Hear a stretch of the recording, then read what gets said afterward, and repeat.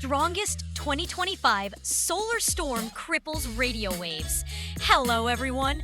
On May 14th, the Sunspot AR4087 unleashed X2.7, M5.3, and M.74 solar flares, the year's most powerful, causing radio blackouts across Europe, Asia, and the Middle East.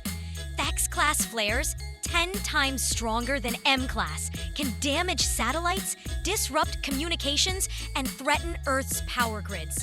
The storm's X-rays and ultraviolet radiation ionized the atmosphere, knocking out radio signals in sunlit areas. The sun peaked in October 2024 but remains intense. AR4087, rotating counterclockwise, may target Earth again next week, triggering more solar storms, geomagnetic disturbances, and auroras. Expert Vincent Ledvina says it's getting fiercer as it nears. NASA and NOAA warn of tech disruptions. Netizens worry, will we face global blackouts? Anti-solar storm tech is being urgently developed. What do you think of this phenomenon? Comment below, like and subscribe. Thank you all.